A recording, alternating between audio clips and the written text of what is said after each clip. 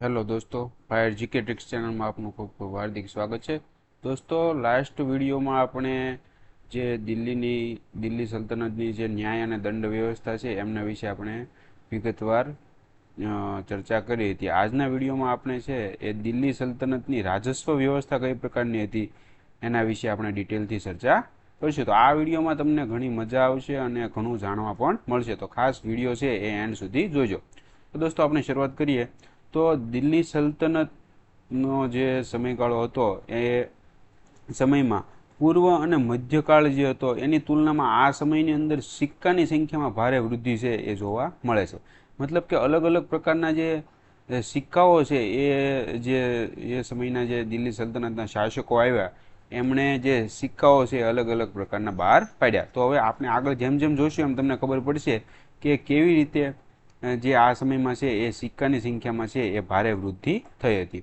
તો દોસ્તો, શરૂઆત કરીએ તો ઇલ્તુત્મિશ જે હતો, ઇલ્તુત્મિશ એ જે સિક્કાના માનકીકરણનો જે શ્રેય છે ને એ કોને જાય છે? ઇલ્તુત્મિશને જાય છે. કેમ કે સર્વપ્રથમ જે સિક્કાનું માનકીકરણ જે કરવાનું હતું એ કાર્ય કોણે કર્યું હતું? ઇલ્તુત્મિશે કર્યું હતું. અને સર્વપ્રથમ જે છે એણે બે સિક્કા બહાર પાડ્યા હતા. એક જેને એને નામ આપ્યું હતું ટંકા અને બીજા નામ આપ્યું હતું જીતલ. તો આ જે ટંકા નામનો જે એને સિક્કો બહાર પાડ્યો હતો એ ચાંદીનો હતો અને જે જીતલ બહાર પાડ્યો હતો એ શેનો હતો? તાંબાનો હતો. એ સિવાય મુહમ્મદ બિન તુગલક જે હતો એને પણ જે સિક્કા અથવા તો મુદ્રા સંબંધિત છે એ મહત્વ પ્રયોગો છે એ મુહમ્મદ બિન તુગલકે પણ કર્યા હતા. જે મુહમ્મદ બિન તુગલક હતો એણે જે છે એ એનું વર્ણન જે છે એ સૌપ્રથમ ઇબ્ન બતુતાના જે ઇતિહાસકાર હતો જે ભારતની યાત્રાએ આવ્યો હતો, તો ઇબ્ન બતુતાએ ઈસવીસન 1333ની અંદર જે એણે પુસ્તક લખ્યું ભારતના ઇતિહાસનું, એની અંદર વર્ણન જોવા મળે છે કે જે દિનાર નામનો જે છે એ સોનાનો સિક્કો જે છે એ મુહમ્મદ બિન તુગલક દ્વારા જે બહાર પાડવામાં આવ્યો હતો. શેનો હતો સિક્કો? જે આ દિનાર હતો એ કઈ ધાતુનો હતો? સોનાનો. અને ત્યારબાદ જે છે એ સોનાની ઘટ પડતા ત્યારબાદ આ સોનાના સિક્કાને બદલીને જે છે એ સિક્કો નવો બહાર પાડવામાં આવ્યો. એને શું નામ આપવામાં આવ્યું? અદલી. તો અદલી જે સિક્કો હતો એનું જે વજન છે એ 140 ગ્રેન ચાંદીની બરાબર છે એ હતું. તો સર્વપ્રથમ જે છે એ દિનાર બહાર પાડ્યો, ત્યારબાદ છે એ બદલીને શું કરવામાં આવ્યું? જે છે એ નવો સિક્કો બહાર પાડવામાં આવ્યો જેનું નામ શું રાખ્યું? અદલી. તો આ વર્ણન છે એ ઇબ્ન બતુતાના ઇતિહાસમાંથી છે એ આપણને જોવા મળે છે. એ સિવાય ફિરોઝ શાહ તુગલક જે છે એણે પણ જે છે એ તાંબુ અને ચાંદીને મિક્સ કરીને જે છે એ બે સિક્કા બહાર પડ્યા હતા. એમાં એણે એકનું નામ રાખ્યું હતું અદ્ધા અને બીજાનું નામ રાખ્યું હતું બીક. તો અદ્ધા ને આધા પણ કહેવામાં આવતો, અથવા તો આ જે બીક છે એને ચોધાઈ પણ છે એ કહેવામાં આવતો હતો. તો આ બે સિક્કા જે છે એ તાંબા અને ચાંદીના છે એ ફિરોઝ શાહ તુગલકે બહાર પાડ્યા હતા. અને એ સિવાય જે આ તાંબાનો એક સિક્કો બીજો પણ બહાર પાડવામાં આવ્યો હતો જેને ક્યાં નામે ઓળખવામાં આવતું? દિરહન નામથી છે એ ઓળખવામાં આવતો હતો.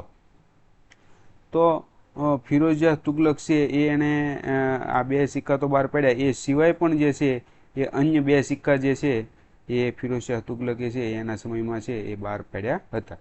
તો એક તાંબાનો હતો જેનું નામ હતું દાંગ, અને બીજો જે એક સિક્કો બહાર પડ્યો હતો એ ચાંદીનો હતો જેનું નામ એણે શું રાખ્યું હતું? શંશગની. શંશગની. તો આવી રીતે તમે જોવો છો કે આપણે શરૂઆતમાં જે કીધું હતું કે દિલ્હી સલ્તનત કાળના સમયમાં જે છે એ સિક્કાની સંખ્યામાં ભારે વૃદ્ધિ છે એ થતી જોવા મળે છે. ટૂંકમાં બધા જે સુલતાનો આવ્યા એણે કંઈક ને કંઈક પરિવર્તન કરીને નવા નવા સિક્કાઓ બહાર પાડ્યા. તો દોસ્તો, જે ભારતમાં તુર્કી સુલતાનોની જે આર્થિક નીતિ જે છે, ટૂંકમાં રાજસ્વ વ્યવસ્થાને લગતી જે તુર્કી સુલતાનોની આ સમયગાળામાં જે આર્થિક નીતિ હતી એ મુસ્લિમ જે કાનૂનવિદોની જે હનફી વિચારધારા છે ને એનાથી પ્રભાવિત હતી. કઈ વિચારધારા? હનફી વિચારધારા. અને આ હનફી વિચારધારા છે એની અંદર જે છે એ અલગ અલગ પ્રકારના વિત્તીય સિદ્ધાંતોનું છે એ વર્ણન છે એ કરવામાં આવેલું છે. તો પ્રારંભમાં જે દિલ્હી સુલતાનો જે હતા એણે ભારતમાં પ્રચલિત સિક્કાઓને અપનાવ્યા હતા. ટૂંકમાં જે શરૂઆતમાં જે દિલ્હીના જે સુલતાનો આવ્યા એણે જે ભારતમાં જે સિક્કાઓ જે ટાઈપના જેવી આકૃતિવાળા હતા એ ટાઈપના સિક્કાઓમાં થોડો ઘણો ફેરફાર કરીને આ જે પ્રચલિત સિક્કાઓ હતા એને અપનાવ્યા હતા. આથી જ તે આપણને જે છે ને એ શરૂઆતમાં જે મુહમ્મદ ગોરીના જે સિક્કાઓ જે છે એના ઉપર જે છે એ એનું પોતાનું નામ તથા બીજી સાઈડ ઉપર જે છે એ માતા દેવી લક્ષ્મીની જે આકૃતિ છે એ અંકિત થયેલી આપણને જોવા મળે છે. તો આ પ્રારંભના સમયની વાત છે, પરંતુ એ પછી જે છે એ ઘણા પરિવર્તનો થયા. તો આ વાત થઈ સિક્કાની. હવે પછી દિલ્હી સલ્તનત કાળમાં આપણે રાજસ્વ વ્યવસ્થામાં જોઈએ તો 5 પ્રકારના કરો હતા. કેટલા પ્રકારના કરો હતા? 5 પ્રકારના. તો એ ક્યાં હતા? તો એક કરનું નામ હતું ઉષ્ણ. તો ઉષ્ણ જે છે ને એ એક પ્રકારનો ભૂમિ કર હતો અને મુસલમાનો પાસેથી છે એ આ કર છે એ લેવામાં આવતો હતો અને 5 થી 10% જે છે એ આ કર છે એ આ લાગતો હતો ઉષ્ણ. એ સિવાય બીજો કર હતો ખરાજ. તો આમ ખરાજ કર જે છે ને એ દોસ્તો ગેર મુસ્લિમ કર હતો. ગેર મુસ્લિમ કર હતો. સોરી, અહીં મુસ્લિક લખાઈ ગયું છે ભૂલથી, પણ ગેર મુસ્લિમ સમજવાનું છે તમારે. ગેર મુસ્લિમ કર હતો મતલબ કે મુસલમાન સિવાયના જે ધર્મના લોકો છે એના ઉપર જે છે એ આ કર ખરાજ છે એ લાગતો હતો. તો એની જે ટકાવારી છે ને એ 1/3 અથવા 1/2, મતલબ કે 33.5% થી 50% સુધી છે એ આ ખરાજ કર છે એ લાગતો હતો. તો દોસ્તો અહીંયા સાફ તફાવત તમને જોઈ શકો છો કે જે મુસલમાનો પાસેથી જે કર લેવામાં આવતો હતો એ માત્ર 5 થી 10% લેવામાં આવતો, જ્યારે બિન મુસ્લિમો હતા એની પાસેથી જે આ ખરાજ વસૂલવામાં આવતો એ કેટલો ખૂબ જ વધારે લેવામાં આવતો, મતલબ કે ડબલ અથવા 3 ગણો જે છે એ લેવામાં આવતો હતો. એ સિવાય બીજો એક કર પણ જે છે એ હતો, એનું નામ હતું ખમ્સ. તો ખમ્સ છે એ શું હતું? તો કે લૂંટ અથવા ભૂમિમાં જે દટાયેલો ખજાનો છે એની અંદરથી જે ધન પ્રાપ્ત થતું, તો એના ઉપર જે છે એ આ ખમ્સ કર લાગતો હતો. તો જે આ ધન પ્રાપ્ત થતું, કોઈ જગ્યાએ યુદ્ધ થયું હોય તો એમાં જે લૂંટથી જે ધન પ્રાપ્ત થયું, અથવા તો કોઈ જગ્યાએ પહેલાંના જમાનામાં બધા જે છે ધન દાટીને રાખતા, તો એવી રીતે કાંઈ પણ ધન મળ્યું હોય તો આ ધનનો જે 20% જે હિસ્સો છે એ રાજ્ય રાખી લેતી અને 80% હિસ્સો છે એના ઉપર કોનો અધિકાર હતો? સૈનિકોનો છે એ અધિકાર હતો.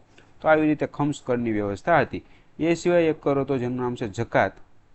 તો આ જકાત છે એ 2 થી 2.5% લાગતો અને મુસલમાનો ઉપર જ આ કર છે એ લાગતો હતો અને એક પ્રકારનો ધાર્મિક કર હતો. તો અમુક ધાર્મિક જે કોઈ પણ ઇવેન્ટ અથવા કોઈ પણ ઓલું થઈ તો એના ઉપર જે છે આ જકાત કર છે એ લગાડવામાં આવતો. એ સિવાય જે છેલ્લો લાસ્ટ કર જે હતો 5મો કર જઝિયા કર. તો જઝિયા કર છે એ ગેર મુસલમાનો ઉપર છે એ આ જઝિયા કર છે એ લગાડવામાં આવતો. અને ફિરોઝશાહ તુગલકે તો છે ને બ્રાહ્મણો ઉપર પણ જે છે એ આ કર છે જઝિયા કર એ લગાડી દીધો હતો. અને જઝિયા કર છે એ માણસની જે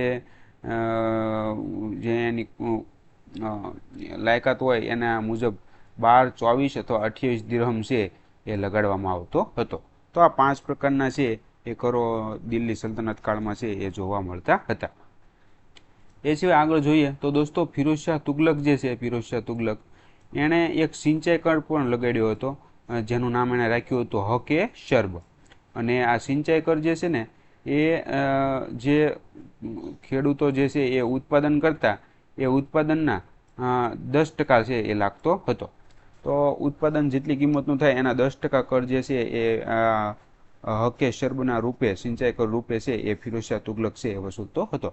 તો ફિરોઝશાહ તુગલકનો આપણે અગાઉના વિડીયો તમે ન જોયો હોય તો તમને નહીં ખબર હોય, અને જો જોયા હશે તો ખબર હશે કે ફિરોઝશાહ તુગલકે છે એ આખું સિંચાઈને લગતું જે કાર્ય છે એ ખૂબ જ સરસ એમણે કરેલું છે. જે સિંચાઈનું માળખું છે એ જો સારામાં સારું ગોઠવ્યું હોય તો ફિરોઝશાહ તુગલકે. તો સ્વાભાવિક છે કે એના ઉપર એ કરતો વસૂલ કરશે. તો આવી રીતે હકે શર્બ છે એ સિંચાઈ કર હતો.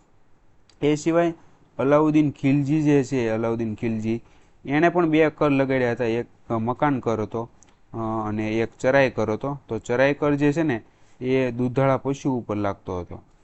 દૂધાળા પશુ જે ચરે જે જમીનમાં, અને એના ઉપર જે છે અલાઉદ્દીન ખિલજી એ ચરાઈ કર છે એ લગાડતો હતો. તો અલાઉદ્દીન ખિલજીએ મોસ્ટ ઓફ જે છે એ ધન ક્યાંથી પ્રાપ્ત થાય એના ઉપર જ એને છે એ ફોકસ કર્યું હતું. અને એણે નગદ વેતનની પણ વ્યવસ્થા કરી હતી. તો વધારે એને ધનની છે એ જરૂરિયાત રહેતી તો એણે અલગ અલગ પ્રકારના છે એ કરો એણે છે એ લગાડ્યા હતા. એ સિવાય હિન્દુઓ ઉપર અને મુસલમાનો ઉપર એણે વ્યાપારિક કર પણ લગાડ્યો હતો અલાઉદ્દીન ખિલજીએ, હિન્દુઓ ઉપર 5% અને મુસલમાનો ઉપર 2.5%. તો આમાં પણ તમને ભેદભાવ જોવા મળશે કે વ્યાપાર જે થતો તો હિન્દુઓ પાસેથી 5% કર છે એ અલાઉદ્દીન ખિલજી વસૂલતો અને મુસલમાનો પાસેથી શું ઓછો કર વસૂલતો 2.5%. તો આવી રીતે છે એ કરની વ્યવસ્થા છે એ સમયમાં જોવા મળતી હતી. એ સિવાય સલ્તનત કાળમાં જે રાજ્યની ભૂમિ છે એના વિશે આપણે થોડુંક જોઈ લઈએ. તો સલ્તનત કાળમાં, દિલ્હી સલ્તનત કાળમાં જે અલગ અલગ પ્રકારની ભૂમિ છે એ ઓળખવામાં આવતી, જેમ કે ખાલસા ભૂમિ. તો આ ખાલસા ભૂમિ જે છે એ સુલતાનની જમીન છે એ માનવામાં આવતી હતી. એ સિવાય વ્યક્તિઓને કોઈ પણ કાર્ય સારું કર્યું હોય તો એના ઇનામ રૂપે દાનમાં આપવામાં આવેલ લગાન મુક્ત ભૂમિ જે છે એ એક ભૂમિ હતી. એ સિવાય ઇકતા ભૂમિ, તો ધનની જગ્યાએ છે એ જમીન છે ભેટ કોઈ પણ વ્યક્તિને આપી દેવામાં આવતી. તો આ એક પ્રકારની વ્યવસ્થા હતી ઇકતા પ્રણાલી. તો આ ઇકતા ભૂમિ તરીકે ઓળખવામાં આવતી. એ સિવાય દિલ્હી સલ્તનતની નીચેના જે અધીનસ્થ જે રાજાઓ હતા, એની નિયંત્રણવાળા રાજાઓ, એની નીચેના રાજાઓ, તો આ હિન્દુ રાજાઓના અધિકારવાળી જે જમીન હતી એ એક એ સમયની છે એ સલ્તનત કાળની રાજ્યની છે એ ભૂમિ છે એ ગણાતી હતી. તો એમાં જે ઇકતા ભૂમિ છે એ મહત્વની છે, તો એના વિશે આપણે થોડીક છે ચર્ચા કરી લઈએ. તો ઇકતા ભૂમિની આપણે હિસ્ટ્રી જોઈએ તો ઇલ્તુત્મિશ જે છે એને સર્વપ્રથમ જે છે એ સામંતી પ્રથા જે છે એ બંધ કરીને ઇકતા પ્રણાલી જે છે એ એને સ્થાપી હતી. મતલબ કે ઇલ્તુત્મિશે શું કર્યું હતું, તો કોઈ પણ સૈનિક હોય અથવા બિન સૈનિક હોય અથવા કોઈ પણ અમીર હોય અથવા તો એને કોઈ પણ વ્યક્તિ છે તો એને પગાર ચૂકવવાનો હોય અથવા તો ધન આપવાનું હોય તો એ ધન ન આપતો, પરંતુ એના બદલામાં એ શું કરતો, એને ભૂમિ આપી દેતો, મતલબ કે જમીન આપી દેતો. તો જમીન આપે અથવા તો ધન આપે, બધું છે એ સેમ જ ગણાય. તો એવી રીતે ઇલ્તુત્મિશે છે એ ધનની જગ્યાએ છે એ આ ઇકતા પ્રણાલી જે છે એ વધારે પ્રચલિત કરી હતી. તો આવી રીતે ભારતમાં સર્વપ્રથમ જે ઇકતા પ્રણાલી જે છે ની શરૂઆત કરનાર એ કોણ હતો, ઇલ્તુત્મિશ હતો. પરંતુ બલબન જે છે એને શું કર્યું, બલબન જે છે એણે આ ઇકતાના જે વારસાગત હસ્તાંતરણ પર એને પ્રતિબંધ મૂકી દીધો કે ભાઈ કોઈ પણને જમીન આપી રાજાએ તો એ તો ઠીક છે કે હાલો જમીન તેને આપી, પરંતુ એનું મૃત્યુ થાય એટલે એ જમીન છે એ પાછી રાજ્યની અંદર લઈ લેવામાં આવતી, વારસાગત રીતે છે એ એના પુત્રને મળતી નહીં. તો બલબને જે છે એ આવી રીતનું થોડુંક પરિવર્તન કર્યું અને એણે બલબને રાજસ્વ જે એના રાજ્યની અંદર રાજસ્વ સંબંધી અમુક દેખરેખ રાખવા માટે એણે રવાજા નામનો છે એ અધિકારી જે છે એને નિયુક્ત કર્યો હતો. તો ઇલ્તુત્મિશની એકદમ વિરુદ્ધ જે છે એ બલબને જે છે એ કાર્ય કર્યું હતું. એ સિવાય ફિરોઝ શાહ તુગલક જે છે એણે પણ જે છે એ આ ઇકતામાં જે છે એ પરિવર્તન કર્યું હતું. તો ફિરોઝ શાહ તુગલક છે એ સર્વાધિક ઇકતા જો વહેંચાઈ હોય, મતલબ કે જમીનની વહેંચણી થઈ હોય તો એ કોના કાળમાં થઈ હતી, ફિરોઝ શાહ તુગલકના કાળમાં થઈ હતી. અને વંશાનુગત હક જે છે એ બલબને રદ કરી નાખ્યા હતા. તો ફિરોઝ શાહ તુગલકે આવીને પુનઃ જે છે આ વંશાનુગત વારસાગત હક જે છે એ ફિરોઝ શાહ તુગલકે છે એ બધા લોકોને છે એ આપ્યા હતા કે ભાઈ જમીન ઇકતા પ્રણાલીના ભાગરૂપે જેને પણ આપી હોય એ વંશાનુગત રીતે છે એ એના વારસોને છે એ પાછી મળશે. તો આવી રીતે ફિરોઝ શાહ તુગલકે છે એ ઇકતા પ્રણાલીમાં છે એ પરિવર્તન કર્યું હતું. તો દોસ્તો સલ્તનત કાળમાં જે સુલતાનના અધિકારથી અપાયેલી ફ્રી જમીનને જે છે ને એ મોરલેન નામના ઇતિહાસકારે શું કીધું, અનુદાન નામથી છે એ ઓળખાવી છે. શું કીધું એને, અનુદાન કીધું કે આ જે ફ્રી જમીન છે એ શું છે, એક પ્રકારનું અનુદાન છે. અને આ અનુદાન છે એ 3 પ્રકારનું ગણવામાં આવતું, એક મિલ્ક, બીજું વકફ અને ત્રીજું છે એ ઇનામ. તો મિલ્ક જે છે એ રાજા દ્વારા પ્રાપ્ત થતી એક પ્રકારની જે છે એ જમીન હતી, જ્યારે વકફ જે છે એ ધર્મની સેવા માટે છે એ આપવામાં આવતું. વકફ તો અત્યારે પણ આપણને છે એ આપણા ભારત દેશમાં આપણને જે છે એ જોવા મળે છે, આ જે સંસ્થા છે એ જોવા મળે છે. ધર્મની સેવા માટે જે છે આ વકફની રચના કરવામાં આવી હતી. અને ઇનામના ભાગરૂપે જે પેન્શનના ભાગરૂપે, મતલબ કે સૈનિકોને જે છે એ પેન્શનના ભાગરૂપે ઇનામ રૂપે જે જમીન આપવામાં આવતી અને પેન્શન તરીકે ઓળખવામાં આવતી. તો આ ત્રણેય જે છે એના ઉપર છે એ કર લાગતો નહીં. કર છે એ આ ત્રણેય વસ્તુઓ ઉપર છે એ લગાડવામાં આવતો નહીં. તો આવી રીતે જે છે એ 3 પ્રકારની છે એ અનુદાનિત જે છે એ જમીન હતી. દોસ્તો અલાઉદ્દીન ખિલજી જે છે એણે આ ત્રણેય ભૂમિને છે એ પોતાના રાજ્યમાં ભેળવી.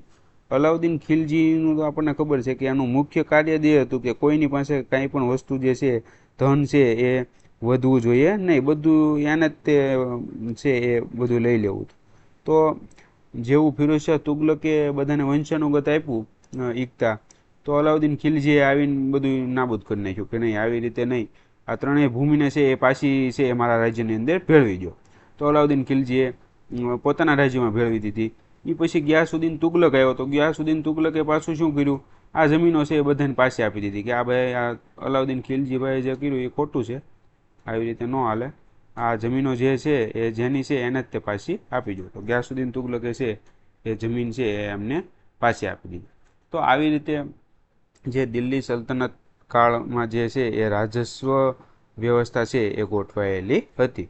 તો આ વિડીયો જે છે એ ખૂબ જ ઇમ્પોર્ટન્ટ છે પરીક્ષાલક્ષી. કોઈ પણ જીપીએસસીની એક્ઝામમાં, કોઈ પણ કોમ્પિટિટિવ એક્ઝામની અંદર છે એ તમે દિલ્હી સલ્તનત કાળની રાજસ્વ વ્યવસ્થા વાંચતા હો તો આટલું જે તમે છે એ વાંચી લેશો તો તમને કોઈ પણ એક્ઝામની અંદર છે એ વધારે વાંચવાની જરૂર નથી. તો દોસ્તો હવે પછીના વિડીયોમાં જે છે એ દિલ્હીની સલ્તનતકાલીન જે આર્થિક સ્થિતિ કેવી હતી, અત્યારે આપણે શું ભણ્યા, રાજસ્વ વ્યવસ્થા વિશે ભણ્યા. હવે પછીના વિડીયોમાં જે છે એ આ સમયની આર્થિક સ્થિતિ કેવી હતી એના વિશે આપણે છે એ ડિટેલ ચર્ચા કરીશું. તો દોસ્તો વિડીયો જો તમને સારા લાગતા હોય તો તમારા દોસ્તો સુધી શેર કરજો અને વધારે મિત્રો છે એ આપણી ચેનલમાં જોડાય એવા પ્રયત્નો તમે કરજો, જેથી કરીને અમને પણ મોટિવેશન મળે. Thank you.